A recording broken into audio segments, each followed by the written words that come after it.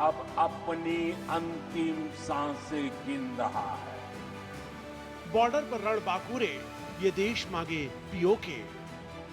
याद रखना, पाक अधिकृत कश्मीर भी फिर कश्मीर का ही पार्ट होने वाला है, जम्मू कश्मीर का ही भाग होने वाला है। और आप पक्का मानिए, ये मोदी है, वादा करता है तो निभाता है।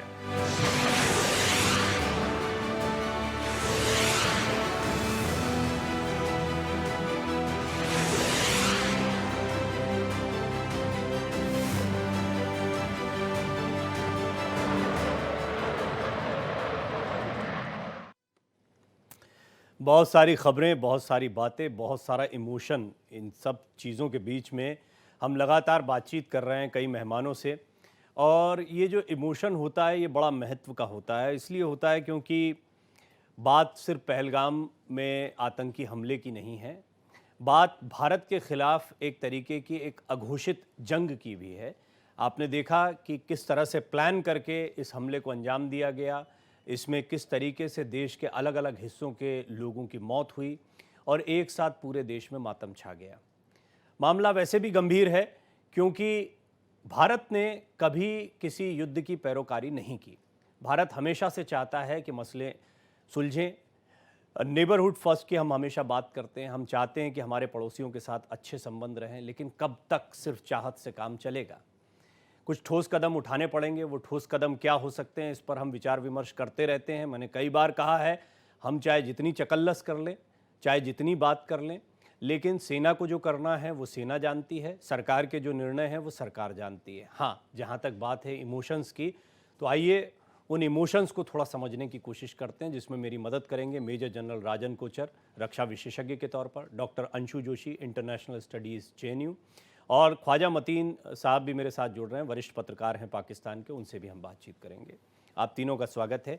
डॉक्टर अंशु, एक होता है कि जैसा मैंने कहा इमोशन में तो ये है कि बस चढ़ जाइए, हमला बोल दीजिए, युद्ध हो जाए। उधर से भी मैं देख रहा हूँ अभी परमाणु बम की धमकी दी जा रही है और ले दे के पाकिस्तान की तरफ से ये किया जाता है परमाणु बम। दूसरी तरफ ये भी हो रहा है कि वहाँ के रक्षा मंत्री कह रहे हैं कि हाँ, हम 30 साल तक गंदा काम करते रहे, कोट अनकोट डर्टी वर्क करते रहे, क्योंकि हमको अमेरिका, वेस्ट और ब्रिटेन के इशारों पर काम करना था। इस बात को स्वीकार कर रहे हैं वो, उसमें तो अब कुछ रहा ही नहीं। और ये भी कह रहे हैं कि टेररिस्ट वेव, यानी और लहर आएगी इस तरह की आतंकी हमलों की। तो आतंकी हमलों की भी धमकी दी जा रही है। हालांकि वो कहते हैं हमारे सिटीजन्स को कुछ हुआ तो हम ऐसा करेंगे। क्या इस सब के बीच में सिंधु समझौता हो या दूसरे कूटनीतिक फैसले हो, इनसे कोई दबाव बनता है? और आपको लगता है कि ये किसी बड़ी कार्रवाई से पहले उठाए जाने वाले कुछ लाजमी कदम हैं जो हमेशा उठाए जाते हैं? नवीन जी, देखिए, हम लगातार 2 दिन से इस बात पर चर्चा कर रहे हैं कि किस प्रकार से पाकिस्तान के द्वारा सुनियोजित तरीके से हर बार भारत के खिलाफ इस प्रकार के आतंकी हमले करवाए जाते हैं, ये षड्यंत्र रचे जाते हैं। इस पहलगाम आतंकी हमले के पीछे भी TRF नाम के जिस मॉड्यूल ने, जिस संगठन ने, आतंकवादी संगठन ने जिम्मेदारी ली है, उसके जो तार हैं वो कहीं ना कहीं लश्कर से जुड़े हुए पता चले हैं। हाफिज सईद जो है और उनके डेप्यूटी जो है, ये लोग मिलकर के इस मॉड्यूल को चला रहे थे, ये भी पता चला। और अब पाकिस्तान के हवाले से जिस प्रकार के बेबुनियाद इल्जाम भारत पर लगाए जा रहे हैं और कुछ कुछ अलग प्रकार की कॉन्स्पिरेसी थ्योरीज और इस तरह की बातें कि हमें वेस्ट ने मजबूर किया था, हमें अमेरिका ने मजबूर किया था, ये भारत अमेरिका के संबंध या भारत और पश्चिमी देशों के जो बढ़ते हुए स्ट्रेटेजिक रिलेशंस है उनको खराब करने के लिए कहीं ना कहीं मुझे साजिश नजर आती है। क्योंकि पाकिस्तान जैसे देश को ये समझना चाहिए कि आप एक देश हैं, आपके पास आपकी अपनी सोवरेनिटी है, आपके पास अपनी स्ट्रेटेजिक ऑटोनॉमी है। तो कल को यदि आपको कोई कुएं में कूदने को कहेगा तो आप जाकर कुएं में तो कूद नहीं जाएंगे। तो इस प्रकार की जो ये बहुत ही बचकानी बातें ये पाकिस्तान के हवाले से आ रही है, शिमला समझौते को स्थगित करने की बात पाकिस्तान ने की है, अपने ही पैर पर कुल्हाड़ी मारने वाली बात है ये 1972 का जो ये शिमला पैक्ट था। और इसमें भारत को घाटा हुआ था क्योंकि भारत ने उस समय इस समझौते पर हस्ताक्षर करके जो जीती हुई जमीन थी 1971 के युद्ध की, वो पाकिस्तान को लौटा दी थी। और मैं अब आऊं सिंधु जल संधि पर, तो ये आप सोचिए, पुलवामा अटैक हुआ, उरी अटैक हुआ, हमारे माननीय प्रधानमंत्री ने ये तक बयान दिया कि खून और पानी एक साथ नहीं बह सकते। लेकिन फिर भी जब 2019 में इस पर हस्ताक्षर की बारी आई तो उन्होंने हस्ताक्षर कर दिए, इसको रिन्यू कर दिया।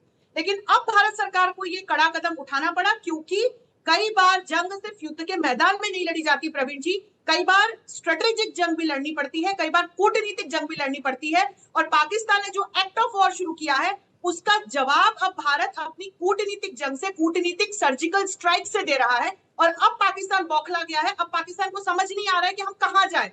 तो अब इस प्रकार की बचकानी बातें, बचकाने स्टेटमेंट्स पाकिस्तान के लीडर्स दे रहे हैं।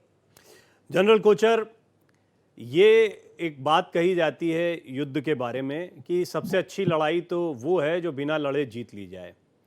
हालांकि यहाँ पर हम देख रहे हैं कि ख्वाजा मतीन साहब भी हैं, पाकिस्तान के पत्रकार हैं, उनसे भी मैं बात करूँगा। लेकिन क्या ये प्रयास है? और दूसरा एक बात और मेरे जहन में आती है कि इतनी बड़ी बड़ी बातें पाकिस्तान की तरफ से कई बयान आए, एक बयान ऐसा नहीं आया कि हाँ, आतंक की लड़ाई में हम भारत के साथ में हैं, इन आतंकियों को सुपुर्द करेंगे, आतंक के जो अड्डे चिन्हित किए गए हैं उनको ख़त्म करने में सहयोग करेंगे। ये क्या एक ऑप्शन है जो सारी चीज़ों को फिर से संतुलित कर दे?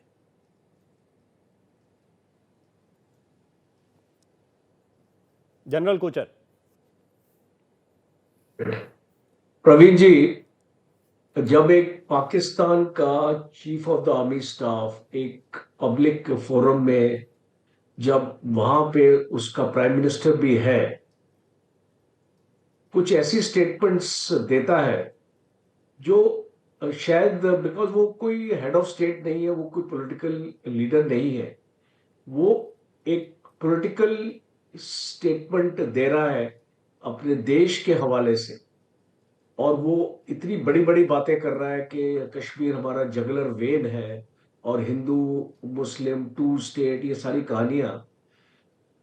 As a Pakistan army chief he should be talking कि मैं बलूचिस्तान को कैसे कंट्रोल करूंगा, मैं खैबर पख्तूनख्वा को कैसे कंट्रोल करूंगा, मैं अपनी फौज में क्या मॉडर्नाइजेशन लेके आ रहा हूं, मैं क्या अपनी टेक्नोलॉजी लेके आ रहा हूं, और मेरी एक्विजिशंस क्या है कि मैं पाकिस्तान को सुरक्षित रखने की कोशिश करूंगा। वो सारी चीजें नहीं थी। इसका मतलब ये है, आप जब बोलते हैं कि उनको बोलना चाहिए कि इसको कंडेम करना चाहिए और उसको बोलना चाहिए कि ऐसी चीजें नहीं होती, टेररिज्म हम उसको सपोर्ट नहीं करते, वो कैसे बोल सकते हैं मुझे बताइए, जब वो खुद ही टेररिज्म का हिस्सा है। क्योंकि जो ये सोच और जो ये स्पीच है, ये साफ जाहिर करती है कि वो पूरी कोशिश कर रहे हैं to bleed India through 1000 cuts, जो इनके ज़ियाउल हक ने जो ये उस टाइम पे ये स्ट्रेटजी अपने लगाई थी, तो इससे पाकिस्तान इनकार नहीं कर सकता। अब मेरा एक बहुत इसमें अहम पॉइंट ये है, आज जो जनरल मुनीर ने स्टेटमेंट दिया है, उसके बाद ये हादसा होता है पहलगाम में, और एक 1-to-1 कनेक्शन उसका आप लगा सकते हैं। और जो इंटेलिजेंस रिपोर्ट्स भी आती हैं कि आपको मैं एक इंटेलिजेंस रिपोर्ट बताता हूं, ये जितने भी टेररिस्ट हैं, ये पाकिस्तान फौज में इनकी स्पेशल ऑपरेशन ग्रुप है, उनके साथ इनकी ट्रेनिंग होती है। जो ये स्पेशल ऑपरेशन ग्रुप है, जैसे हमारा स्पेशल फोर्सेस है, उनके साथ ये काम करते हैं। फिर उसके बाद उनको भारत में इन्फिल्ट्रेशन इसको भेजा जाता है। इनके स्लीपर सेल्स हैं, जो भी है, OGWs हैं, जो रेडिकलाइज्ड यूथ है, वो भी एक कहानी है। बट सिंपल मैं एक चीज बताना चाहता हूं कि इनकी इन्वॉल्वमेंट 100% है। इसीलिए प्राइम मिनिस्टर मोदी ऐसी स्टेटमेंट नहीं देंगे पब्लिक फोरम में कि हम इनको चुन चुन के इनको मारेंगे और जो हमारा हिसाब है हम अपना चुकता करेंगे। अब ये अपने किस मुंह से, आज इनका डिफेंस मिनिस्टर एक स्टेटमेंट देता है कि टेररिज्म को वो एक्सेप्ट करता है, वो उसको बोलता है कि हाँ, हमको अमेरिका ने मजबूर किया ये करने के लिए, और हमने किया और हम कर रहे हैं। तो जब ऐसे उनके ओहदेदार स्टेटमेंट देते हैं, तो हम कैसे ये बोल सकते हैं कि पाकिस्तान बोलेगा कि नहीं नहीं हम तो टेररिज्म के ये। तो आपको ये चीज समझनी चाहिए। और जो भारत ने अभी तक पाकिस्तान के साथ किया, मुझे लगता है कि वो काफी नहीं था। देखो, आपने एक डिप्लोमेटिक रिलेशंस उनके साथ बंद कर दिए, आपने सीज फायर किया। अब इसको मेरा ये मानना है कि ये सीज फायर क्यों होना चाहिए था? ये सीज फायर पाकिस्तान के एडवांटेज के लिए, आज पाकिस्तान के पास एमुनिशन नहीं है लड़ाई के लिए, और हम उनको एक सीज फायर करके दे रहे हैं। हमको ये सीज फायर इमीडिएटली बंद करना चाहिए। एक अनाउंसमेंट होनी चाहिए, डीजीएमओ को अपनी हॉटलाइन में आना चाहिए और उनको बोलना चाहिए कि इस इंसिडेंट के बाद there is no ceasefire, and specially after the Shimla agreement, जैसे अंशु जी ने बताया, there is no line of control. We don't recognize any line of control any longer because there is no Shimla agreement. And जो military option India के पास है वो मैं आपसे बाद में डिस्कस करूंगा, अभी मैं नहीं बताना चाहूंगा। बट ये जो एस्केलेशन लैडर में हम जा चुके हैं, देखिए, it could have been avoided.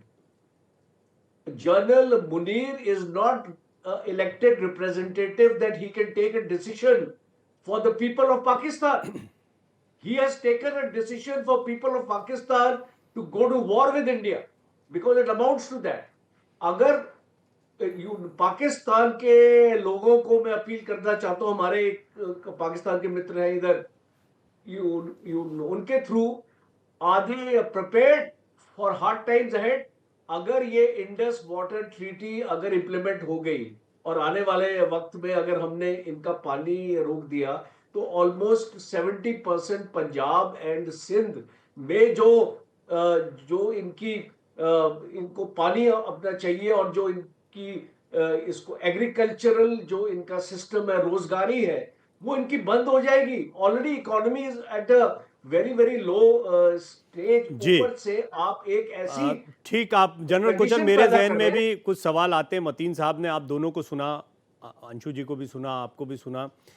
Mateen साहब, पहला सवाल तो आपसे मैं ये करना चाहूँगा, क्योंकि मुझसे बहुत सारे दर्शक पूछते हैं, जब भी आप लोग बैठते हैं, हम लोग काफ़ी बात करते रहते हैं, कि आप लोगों को ब्रीफ किया जाता है, आप लोगों को बताया गया है कि इंडियन मीडिया पर क्या बोलना है, क्या नहीं बोलना है। क्या कोई ऐसी स्थिति है? मैं एक बहुत क्वेरी है मेरी, एक मैं जानना चाहता हूँ, जिज्ञासा है। कहना चाहता हूँ आपसे पहले कि मैंने ये जो आपकी गुफ्तगू मुलाजा की है दोनों मेहमानों की बड़ी तहम्मुल और बुर्दबारी के साथ, जिसमें 90% झूठ था, लेकिन मैंने दरमियान में टोका नहीं। अब जब मैं खुद बात करने लगा हूँ तो आपसे दरख्वास्त यही है कि आप मेज़बान हैं इस प्रोग्राम के, तो मुझे पूरी गुफ्तगू करने का मौका फराहम कीजिएगा। दूसरी बात, जो आपने सवाल किया है कि जी पहले हमें किसी से इजाज़त लेनी पड़ती है, आपने आपके प्रोड्यूसर से पूछ लीजिए। आधा घंटा पहले उन्होंने मुझे कहा है, मैं अपने टीवी के ऑफिस में बैठा हूँ, जीटीवी न्यूज़ के, तो मुझे कॉल किए, मैंने कहा ले लीजिए। ये इस तरह की झूठी कहानियां आपको बताता कौन है, और आप एज ए जर्नलिस्ट उस पर यकीन कैसे कर लेते हैं?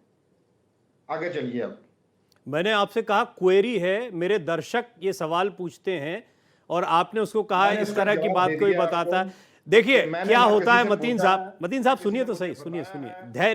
धैर्य हमारे यहाँ एक बड़ा अच्छा शब्द है, धैर्य। मेरी बात सुनिए। आप अगर पहले से ये सोच के बैठे हैं कि आपके ऊपर हमले तो होने वाले हैं, आपको क्या लग रहा है इंडियन मीडिया क्या बोलेगा? इंडियन मीडिया अभी इस बात का संयम रख के चलेगा कि वो पाकिस्तानी पत्रकार बैठे हैं तो पाकिस्तान के खिलाफ क्या बोलना है क्या नहीं बोलना है में संकोच करेंगे क्या? अरे यहाँ हिंदू मुसलमान का संकोच खत्म कर दिया आप लोगों ने इस हमले के साथ में। ये एक जो जनरल मुनीर चाहते थे ना, वो माहौल बन गया। जनरल मुनीर जो करना चाहते हैं यहाँ पर वो कर रहे हैं। ये पाकिस्तान की सोच यही है ना कि यहाँ पे हिंदू मुसलमान अलग हो जाए, हो रहा है वो। इतना खुल के कभी हिंदू मुसलमान यहाँ पर या हिंदू मुसलमानों के खिलाफ नहीं बोलता था जितना आज बोलने लगा है। ये आप लोगों का क्रेडिट जाता है। मीडिया के मंच पर गुफ्तगू कैसे होनी है कि पहले हम बीच में टोकेंगे एक दूसरे को? जब आपके लोगों ने गुफ्तगू की है, मैंने किसी को टोका है बीच में? मतीन साहब, आपने कहा आगे चलिए, अब आगे चल रहे हैं तो आप चलने नहीं दे रहे। चले आगे। अगला सवाल वही तो मैं कह रहा हूं। अगला सवाल आपसे यह है कि आपके रक्षा मंत्री कह रहे हैं 30 सालों से हमने गंदा काम किया अमेरिका, ब्रिटेन और वेस्ट के कहने पर। पाकिस्तानी मीडिया इसका संज्ञान ले रहा है नहीं ले रहा है? ये देखिए ना कितनी झूठी बात आपने इस मौके अरे पर भाई, ये करके तो बयान ऑन एयर कर दी सुना है, आपको और बाइट इंडिया सुनवा के दें, आप लोगों तक 1.5 पहुंच नहीं रहा है अरब क्या? लोगों को गुमराह कर रहे हैं। आप लोगों तक ये बात कंटेंट का पहुंच नहीं इस रहा तरह है। का- उन्होंने एक ऑन एयर टेलीविजन पर, अमेरिकन टेलीविजन चैनल पर कहा है। मैं बताता हूं आपको, सुनिए, हम कहाँ काम करते हैं, अभी टेलीविजन में ही काम करते हैं। वो 25 साल पुराना बयान, एक जब अफगान जंग में हिस्सा लिया उस दौर की बात हो रही है कि उस वक्त जब अफगान जंग हुई रूस के खिलाफ, तो उस वक्त अमेरिका के कहने पर ये पुराना बयान अब नया, वो पुरानी शराब नई बोतल में डालकर आप पेश कर रहे हैं। और दूसरी जो बात सुन लीजिए मतीन साहब, अब आप टेलीविजन सिखा रहे हैं, सीख रहे हैं, समझना बड़ा मुश्किल है। आप कह रहे हैं पुराना, आप मान रहे हैं ख्वाजा मतीन ही है, आप उस बयान को स्वीकार कर रहे हैं 25 साल पुराना अफगानिस्तान वार का। आप भी, आप क्या बात कर रहे हैं? मुझसे आप भारतीय हुकूमत के तर्जमान ना बनिए, आप एज ए जर्नलिस्ट मुझसे बात कीजिए कि एज ए जर्नलिस्ट ये अगर दोनों मुल्कों, आप जर्नलिस्ट की तरह बोलिए, मैं जर्नलिस्ट की तरह बात करता हूं। आप असीम मुनीर के प्रवक्ता की तरह बात करिए, तो मैं आपसे असीम मुनीर के प्रवक्ता से क्या पूछना चाहिए वो पूछूंगा। आप पत्रकार बनिए, मैं पत्रकार बनता हूं। आप कुछ भी बोले, आप कुछ भी बोले, मुझसे एक्सपेक्ट करें कि मैं पत्रकार बन के आपसे सवाल पूछूं और आप मुझे पत्रकारिता सिखाएंगे।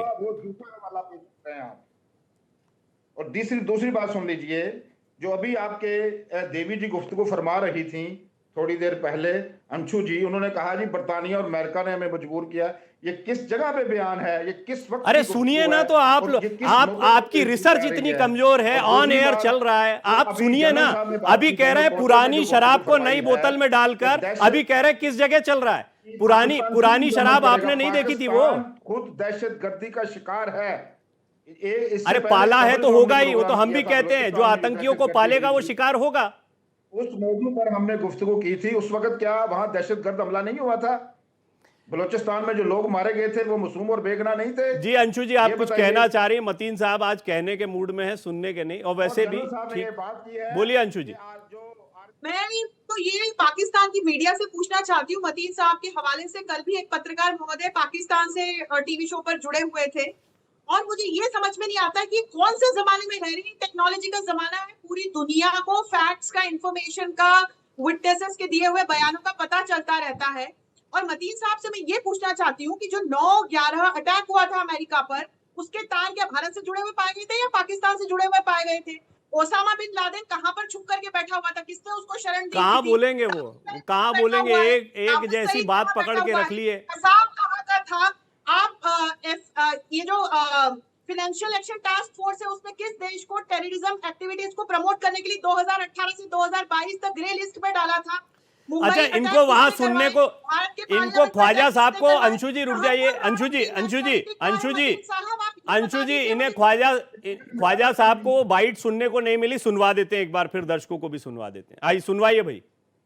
You do admit, sir, that Pakistan has had a long history of backing and supporting and training and funding these terrorist organizations. Well, we have been doing this dirty work for the United States for about 3 decades, and West, including Britain. So that's your argument that even though that was a mistake, and we suffered for that, and that is why you are saying this to me. If we had not joined the war against Soviet Union and later on the war after 9/11, this Pakistan's track record, was not, unimpeachable track record. जी ख्वाजा साहब, इसके तर्जुमे की तो जरूरत नहीं होगी। खैर, इस पर मैं जानता हूं आपका स्टैंड क्या होगा। मैं यही अर्ज कर रहा हूं कि ये पुरानी गुफ्तगू है, वो सोवियत यूनियन की वार की, जब मैं अफगान जंग की बात कर रहा था, उस मौजू पर गुफ्तगू कर रहे हैं कि उस वक्त अमेरिका और बरतानिया ने हमें इधर वो जो उस वार में धकेला, ये बात हो रही है। आप उसको इंडिया के पर्सपेक्टिव में लेकर जाग रहे हैं। अरे प्रभु, तो आपकी जहालत पे मैं रोऊं, हंसूं, क्या करूं मैं? कितनी मासूमियत आप बता रहे हैं ख्वाजा साहब, कैसी बात कर रहे हैं? एक तरफ आप हमें पत्रकारिता सिखा रहे थे थोड़ी देर पहले, आप हमें पत्रकारिता सिखा रहे थे थोड़ी देर पहले, और ये आपकी पत्रकारिता है? ये है पाकिस्तान की पत्रकारिता, ये है पाकिस्तान की पत्रकारिता। बताइए आप मुझे ख्वाजा साहब, मुझे क्या गुमराह करने की जरूरत है? मेरा देश जानता है, बच्चा बच्चा जानता है। वो तो कह रहा है चढ़ जाओ, वो तो चाहता है चढ़ जाओ पाकिस्तान पर। ये भारत की सद्भावना देखिए कि आज पाकिस्तानी अवाम के बारे में पहले सोचते हैं। यह सोचा गया कि पानी नहीं रोकेंगे कभी किसी का। आज पानी रोकते हुए दुख भी होता है। क्यों? क्योंकि आप लोगों का स्टैंड जो है, आपसे मैंने पहला सवाल क्या पूछा था, याद है आपको? किसी के दबाव में बोलते हैं, आपको किसी ने बोला हो ना बोला हो, आप बोलते सेना की भाषा है। ख्वाजा साहब माफ कीजिएगा, ये आपके कीड़ा, इसका क्या इलाज करूं मैंने आपको अर्ज कर दी है कि ना मैंने किसी से पूछ के गुफ्तगू आपके प्रोग्राम में मैं अरे आपको बताने की जरूरत भी नहीं है। मासूमियत शब्दों से नहीं झलकती है, बात से पता लग जाता है। आप कह रहे हैं ये तो पुराना बयान है, मतलब पहले करता रहा है पाकिस्तान, ये स्वीकार करिए। चलिए कहिए कि पाकिस्तान की धरती पर आतंक पनपता रहा। मैं समर्थन करता हूं रक्षा मंत्री जो कह रहे थे हमारे। इसी का नाम तो जहालत है। इसी जहालत को तो मैं रो रहा हूं। रोइए आप, पूरा पाकिस्तान रो रहा है जहालत को, पूरा पाकिस्तान रो रहा है, आप अकेले थोड़ी रो रहे हैं। जहालत की है तो पाकिस्तान रोएगा। रोते रहिए, जो आप बंदी अपना बनाइए ज़हन, इसमें मुझे क्या फर्क पड़ता है। एक बात बताइए, अच्छा चलिए एक बात बताइए, पुराना बयान आप मान रहे हैं, क्या आप मानते हैं कि पाकिस्तान ने अमेरिका के कहने पर आतंक को पाला पोसा? बात सुन लीजिए ना, जनरल साहब ने एक बात की थी, उसका जवाब देने दीजिए मुझे कि जो पाकिस्तानी आर्मी चीफ हैं, सिपा सलार हैं जनरल आसिम मनीर साहब, वो मुंतखब नहीं है, उनकी कोई पॉलिसी चल। क्या भारत में जो आर्मी चीफ है उसको मुंतखब किया जाता है? ये बताइए मुझे, जरा इस सवाल का जवाब दीजिए। भारत और पाकिस्तान में बहुत फर्क है ख्वाजा साहब। यहां आप अभी पाकिस्तान की तरफ से कोई सवाल आए जैसी स्थिति नहीं रह गई है। आपने सुना है कभी परवेज मुशर्रफ की तरह कोई यहां पर सत्तासीन हो गया हो, कू कर दिया हो? कोई एक है? आप एक उदाहरण है यहां पर, और आपके यहां 4 उदाहरण गिना दे कि आपका नेता भाग जाता है जैसे ही सत्ता से। इमरान खान जेल में ठूस दिए गए, चुना हुआ प्रधानमंत्री जेल में ठूस दिया गया, जिसको 4 दिन पहले आप विरोध कर रहे थे, और आज पत्रकार बदल गए। पाकिस्तानी चैनल दिखाऊं आपको जो इमरान खान के जेल में ठूसे जाने की खबरें जमकर चला रहे हैं, आज आप दूसरी बात कर रहे हैं। मैं अर्ज ये कहा आपको, बात समझने में थोड़ी देर लगती है ना कोई बात नहीं, बात समझना भी नहीं हमको आपसे। देखिए ख्वाजा साहब, हमें कोई बात समझनी भी नहीं है आपसे। जनरल मुशर्रफ के दौर में हम अभी तो इस वक्त मैं एक्सपेक्ट कर रहा था पाकिस्तान का एक पत्रकार पाकिस्तानी मीडिया और पाकिस्तानी विषयों पर जानकारी रखेगा, और आपसे पहले के पत्रकारों ने रखी भी है। पाकिस्तान से हर पत्रकार आपकी तरह नहीं बैठता, कुछ समझदार भी बैठते हैं। इसी सवाल के जवाब में पूछा था कि क्या आपके जो सीना के सरबराह हैं उनको मुंतखब किया जाता है, ये पूछा था सवाल आपसे। नहीं, आपके सवाल पूछने से नहीं होता ना। यहाँ भारत की पृष्ठभूमि अलग है, आप लोगों का संस्कार अलग है, यहाँ का संस्कार अलग है। आप पाकिस्तान की हालत देख लिए, नहीं किया जाता इसीलिए तो भारत तरक्की कर रहा है, वहां किया जाता है इसलिए पाकिस्तान की क्या हालत है वो सबको दिख रही है। वो गुफ्तगू नहीं कर सकते। खैर, आपसे सवाल ये पूछा गया था। चलिए जनरल साहब भी कुछ बोलना चाह रहे हैं। जनरल साहब, मैं 2 चीजें बताना चाहता हूँ यहाँ पे। कारगिल लड़ाई 1999, पाकिस्तान के प्राइम मिनिस्टर रिकॉर्ड पे हैं कि उनको पता नहीं था इसके बारे में, और ये कोई मुजाहिदीन है जो आ गए हैं, हमारी फौज नहीं। बाद में जो मुशर्रफ ने अपनी किताब भी लिखी और जनरल मुनीर ने भी एक स्टेटमेंट दिया है कि ये हमारी फौज थी और हमने इनको भेजा था। अब आप उसको मुझे बताइए, आपकी क्या क्रेडिबिलिटी है आपकी फौज की और आपकी पॉलिटिकल लीडरशिप की, जो इस टाइप का काम, आप अपनी डेड बॉडीज तक को आपने इनकार किया लेने से। ये ऐसा कैसा मुल्क है मुझे बताइए जो अपने फौजियों की डेड बॉडीज को उसको रिकॉग्नाइज नहीं करता है, और उसने लिया नहीं। दूसरा, फॉर्म नंबर 45, आपका जो इलेक्शन हुआ, जो आपका पिछला इलेक्शन हुआ, जो आदमी आपका इलेक्शन जीता, जनरल मुनीर ने उसको जेल में डाला, फॉर्म नंबर 45 को रिग किया, उसको डिले किया, और एक ऐसे इस शख्स को प्राइम मिनिस्टर बनाया जिसके पास मेजॉरिटी नहीं थी, मुश्किल से 15-20% वोट उसने अपना लिए। आप किस चीज का कंपेयर करना चाहते हैं भारत से? आज आपका जो केयरटेकर प्राइम मिनिस्टर है, आप उसको जो भी बोले, प्राइम मिनिस्टर या चीफ मिनिस्टर, पीओके में वो एक पंजाबी है। आपके पास इतना भी दम नहीं है कि आप एक कश्मीरी को वहां पे प्राइम मिनिस्टर बनाए, और जो हालत है पीओके की, आप हमारे कश्मीर से कंपेयर करें। आपके पास कितने वहां पे इंटरनेशनल फ्लाइट्स आपकी लैंड करती हैं, आपके पास कितने मल्टी स्पेशलिटी आपके हॉस्पिटल्स हैं, आपके पास कितने स्कूल और कॉलेजेस हैं, आपके लोगों के पास बिजली कितने घंटे के लिए आती है और पानी वहां पे उनको इसको कितने देर तक जनरल उनको कोचर, मिलता है। मैं आपको जो अभी कह रहा था ना, मैं ख्वाजा साहब से भी जो कह रहा था, और इसमें कुछ नहीं है। जैसे वो कह रहे थे कि ये पुराना है, अभी आप 4 दिन पहले चले जाएंगे ना, ये पहलगाम जब हुआ उसके पहले आप पाकिस्तान टेलीविजन पर जाएंगे, इनके यहाँ भी चल रही होगी रिपोर्ट, ये पाकिस्तान की आंतरिक समस्याओं पर खूब बात करते हैं। वहां के एक्सपर्ट जो है वो कहते हुए आपको मिलेंगे कि देखिए भारत कैसे तरक्की कर रहा है, ये है वहां पर ऑन रिकॉर्ड है। ये ख्वाजा साहब भी सुनते होंगे। अभी तो वो माहौल बदल गया है, अभी तो वो बात जो है वो दूर की कौड़ी हो गई है। तो कोई कंपैरिजन नहीं, वो चाहते ही थे कि उनसे जो पूछा गया है कि बजाय वो इस नए कंपैरिजन, ये नई बहस की तरफ लेकर आए। पाकिस्तान इस तरह की गलती क्यों करेगा, और क्या असीम मुनीर जो उनकी सेना के इंटरनल पॉलिटिक्स में जूझ रहे हैं उसका कोई दबाव था या कुछ अन्य? क्योंकि ये एक सवाल खड़ा होता है कि ये गलती क्यों की गई। प्रवीण जी, इसका यदि एक शब्द में उत्तर दूं तो वो है लालच। सत्ता में बने रहने का, कुर्सी पर बैठे रहने का लालच। और मतीन साहब जिस प्रकार से चर्चा को डाइवर्ट करके एक अलग ही दिशा में ले गए और फिर वो दोनों देशों के आर्मी चीफ्स को कंपेयर करने लग गए, तो मैं आपके प्रश्न का भी उत्तर दूंगी और मतीन साहब को भी मैं 3 बिंदु स्पष्ट करना चाहती हूँ।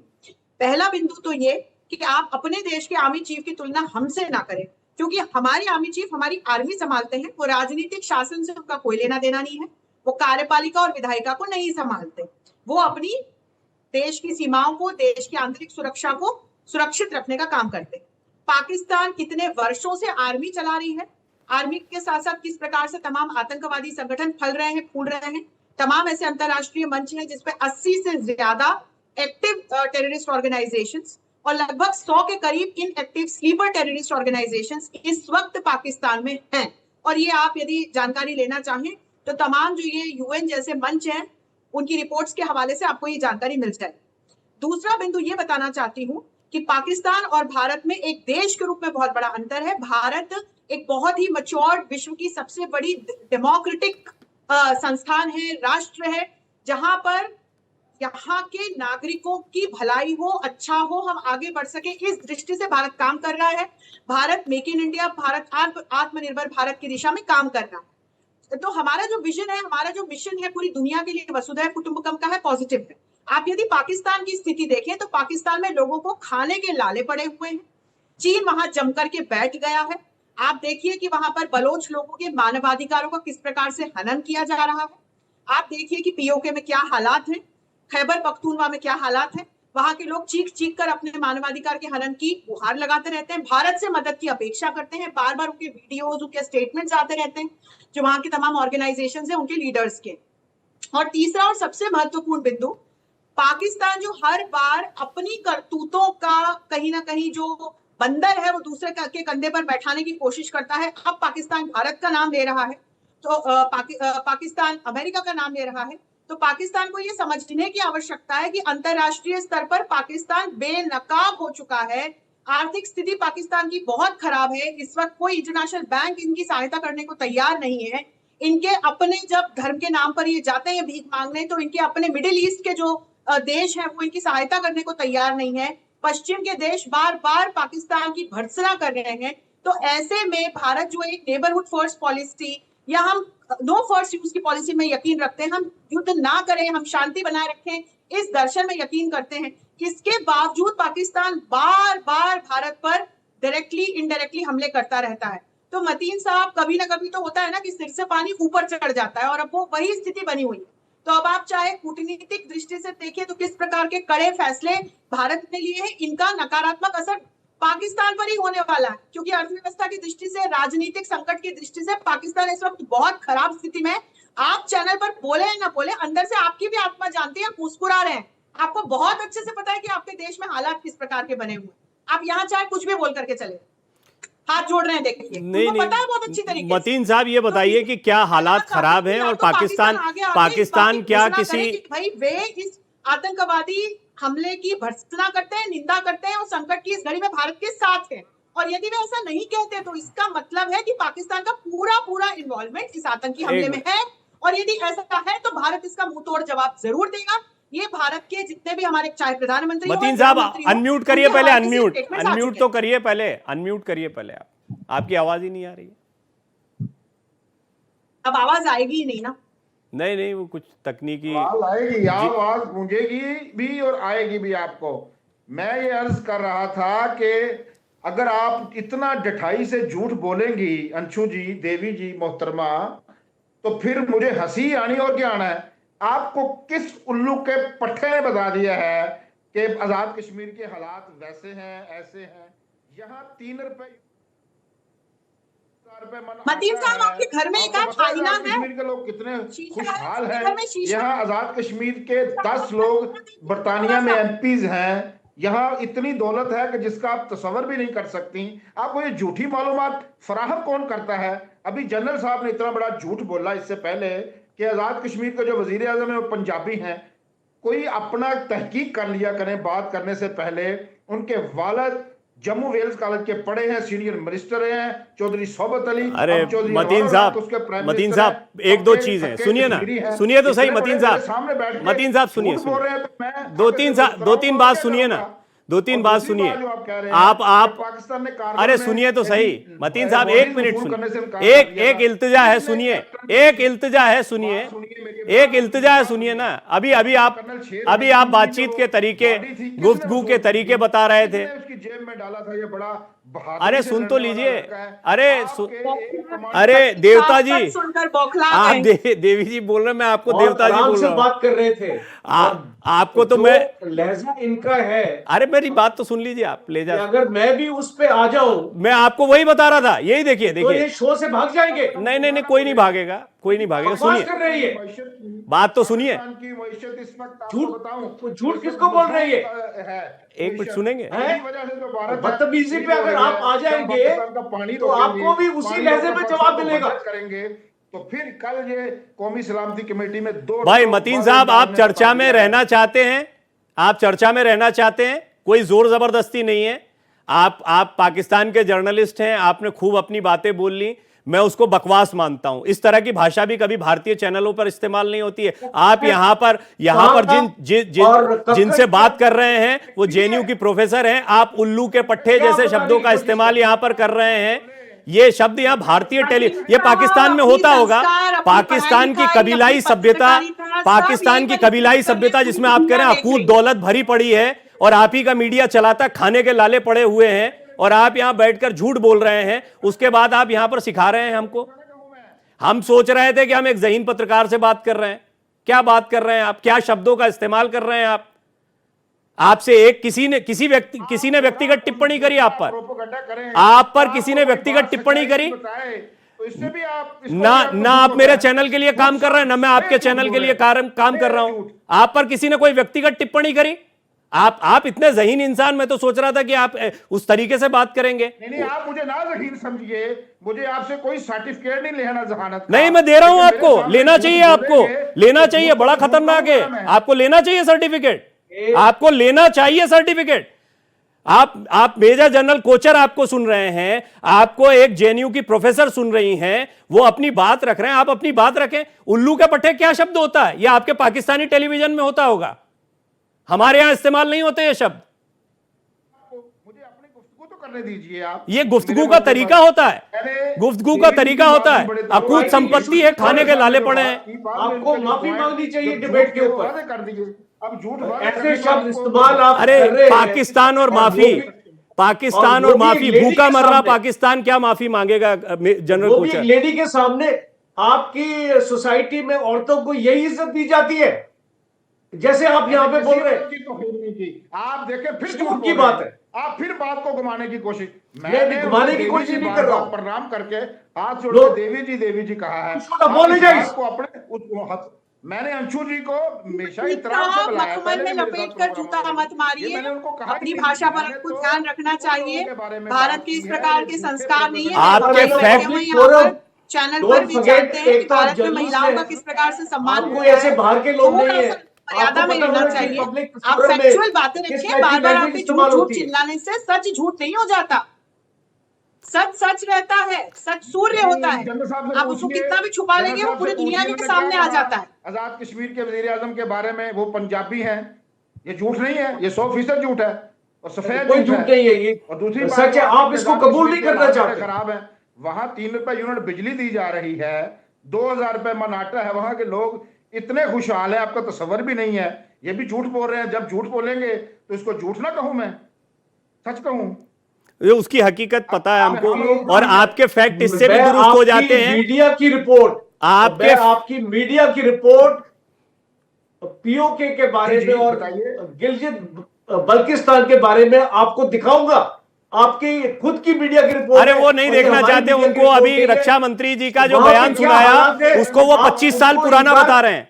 उसको कह रहे 25 साल पुराना है, सोवियत लड़ाई के समय का। वो जो बुजुर्ग इनके रक्षा मंत्री दिखाई दे रहे हैं उसमें 25 साल पुराना है। ये फैक्ट है मतीन साहब के। देखिए प्रवीण जी, ये पाकिस्तान, ये अपना पाकिस्तान ने क्यों नहीं तरक्की की, वो क्यों FATF लिस्ट में गया, क्यों वर्ल्ड बैंक लोन के अपने कर्जे नहीं दे रहा, चाइना से कर्जा ले रखा है। 30% पाकिस्तान का GDP जो इसकी डेफिसिट फाइनेंसिंग है, ये कर्जे से होती है। जब ये आपके पार्लियामेंट की रिपोर्ट है और अगर आप इससे इनकार करते हैं तो उसको मुझे लगता है कि आप रियलिटी से भाग रहे हैं। आप इनकार नहीं कर सकते और इसीलिए आपके देश में तरक्की नहीं होती है, क्योंकि आप अपनी गलतियों को एक्सेप्ट नहीं करना चाहते। हमेशा कश्मीर का मुद्दा लेके आ जाते हैं।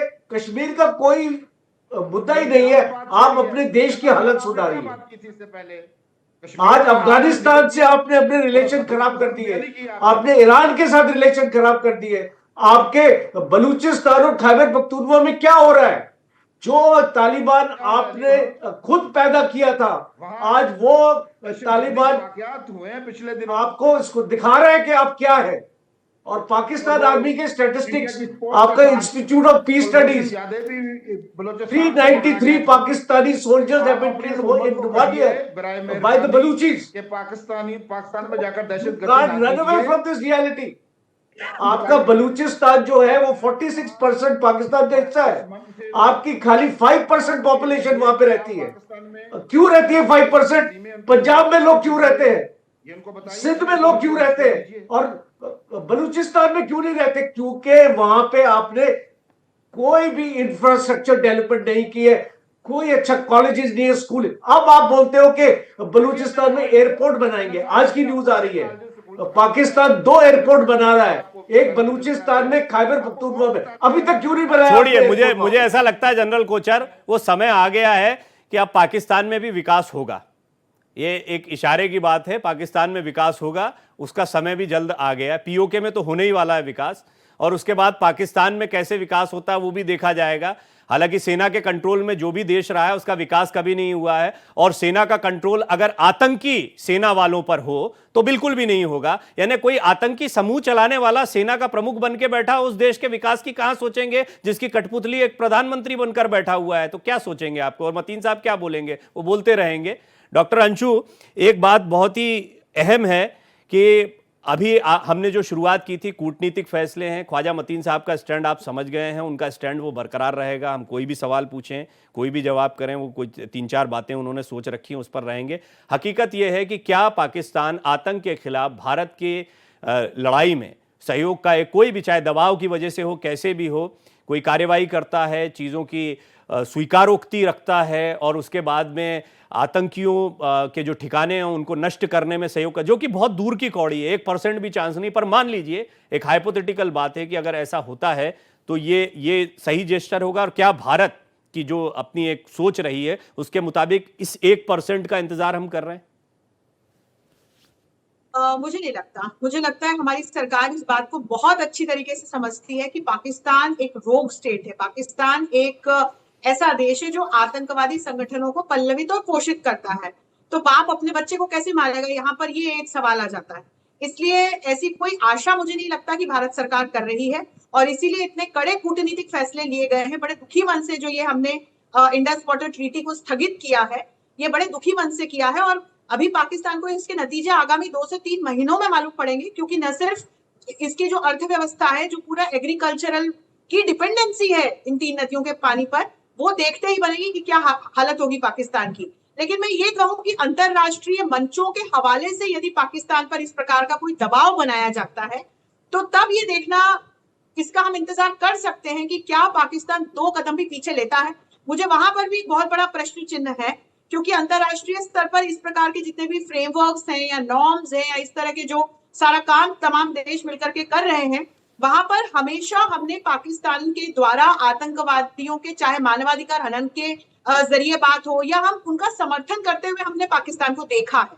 तो मुझे ये तो नहीं लगता, और इसीलिए प्रवीण जी बड़े सख्त फैसले लिए गए हैं कि कॉन्सुलेट्स को बंद कर दिया गया है, यहाँ पर जितने भी तीनों जो सेनाओं के रिप्रेजेंटेटिव्स थे उनको वापस जाने को कहा गया है, सार्क वीजा तक रद्द कर दिए गए हैं, अटारी वाघा बॉर्डर को हमने रोक बंद कर दिया है। तो ये बड़े कड़े कूटनीतिक फैसले हैं जो हम ले चुके। अब इसके बाद अगला स्टेप क्या होगा, क्या ग्राउंड पर कुछ एक्शन हमको दिखाई पड़ती है, तो ये मुझे लगता है कि ये धीरे धीरे जिस प्रकार से स्थितियां अनफोल्ड होंगी और जिस प्रकार से पाकिस्तान का एक हमें कहीं ना कहीं एक अब देखना होगा कि किस प्रकार से, अभी तक तो मुझे बहुत ही बचकाने स्टेटमेंट्स और बहुत ही मूर्खतापूर्ण, मुझे ये शब्द चैनल पर कहने में खराब लग रहा है, लेकिन जिस प्रकार की बयानबाजी हो रही है, जिस तरह के फैसले लिए जा रहे हैं, शिमला पैक्ट स्थगित करने से पाकिस्तान का नुकसान है और तभी वहां के जो चीफ है वो इस तरीके की बातें कर रहे हैं।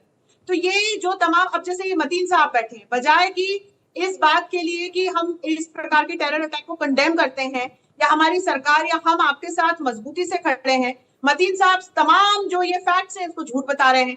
तो इसीलिए यहाँ पर मेरे कुछ प्रश्न चिन्ह हैं, क्योंकि जिस तरह से पाकिस्तान का बर्ताव हम देख रहे हैं, जिस तरह के स्टेटमेंट्स हम पाकिस्तान से आते हुए देख रहे हैं, तो उससे ये स्पष्ट हो जाता है कि भारत ने जो ये अभी इमीडिएट फैसले लिए वो भी ठीक है, और आगे अब देखते हैं कि ग्राउंड पर किस प्रकार की एक्शन।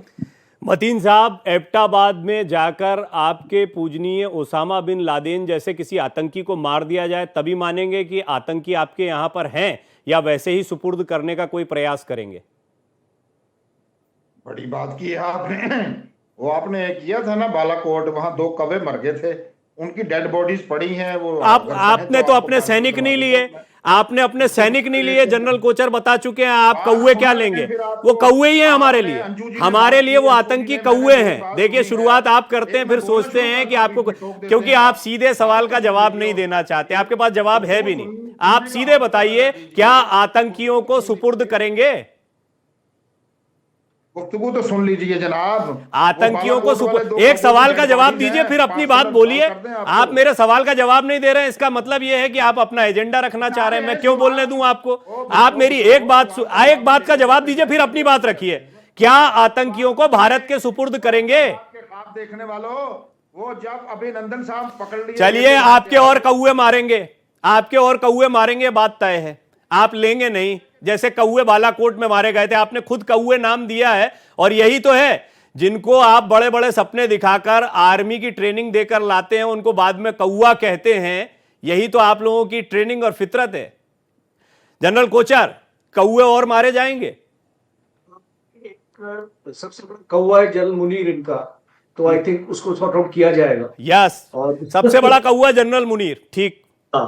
तो बिकॉज मुझे भी ऐसी भाषा इस्तेमाल करनी पड़ती है। नहीं करनी चाहिए, ये शुरुआत करिए ख्वाजा मतीन साहब ने, इनका धन्यवाद। ये नई गालियां जो है पाकिस्तान के लोगों के लिए यहां पर दे रहे हैं, इसका श्रेय जाता है पाकिस्तान के वरिष्ठ पत्रकार ख्वाजा मतीन को। ये श्रेय जाता है कि पाकिस्तान के आतंकी, जिनको ये सिपाही मानते हैं, के लिए कौवा शब्द इस्तेमाल करते हैं। प्रवीण जी, मैं आपको बिल्कुल सिंपल सी चीज बताता हूं। सीपैक पाकिस्तान में चाइना लेके आया, इतनी बड़ी इन्वेस्टमेंट। आप सीपैक के इंजीनियर्स की आपकी फौज प्रोटेक्शन नहीं दे सकती है, और चाइना मजबूर हो जाता है अपनी प्राइवेट आर्मी वहां पे लाने के लिए। पूरे ग्वादर को बैरिकेड कर रखा है, फेंसिंग लगा रखी है। आप मतीन साहब जानते हैं, इनको बताने की जरूरत ही नहीं है। और वहां के लोग, जितने भी कॉन्ट्रैक्ट्स हैं बलूचिस्तान में, वो पंजाबियों को दिए जाते हैं।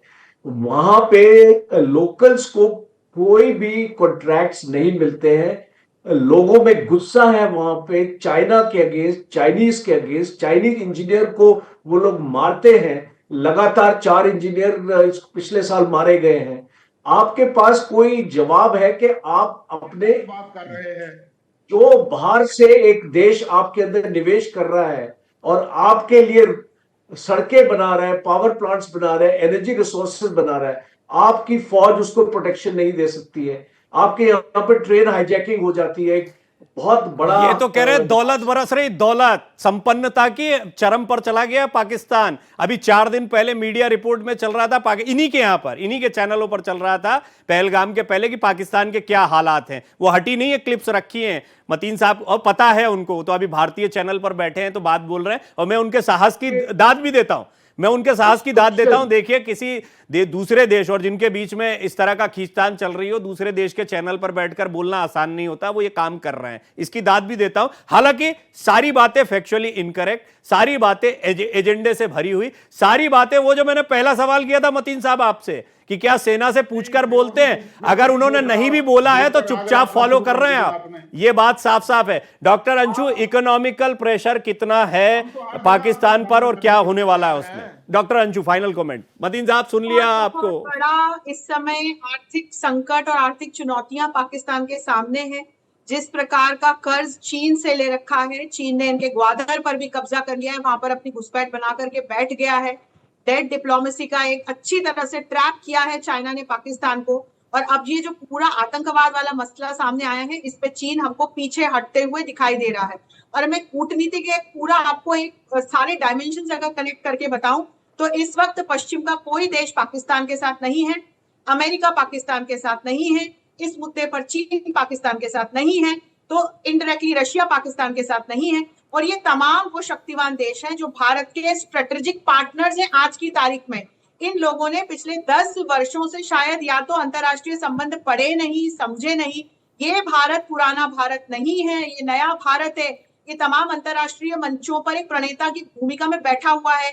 एक तरफ रशिया भी स्ट्रेटेजिक पार्टनर है, दूसरी तरफ अमेरिका भी स्ट्रेटेजिक पार्टनर है, और इन तमाम गवर्नमेंट्स के जो चीफ्स हैं उनके हवाले से हमें जी हाँ, ये स्थितियां हमें पता है, और ये स्थितियां मुझे लगता है कि अगर पाकिस्तान में कुछ समझदार लोग होंगे, वो बैठे होंगे तो वो जानते भी होंगे, लेकिन अब वो समझदारों की कितनी चलती है और कौओं की कितनी चलती है।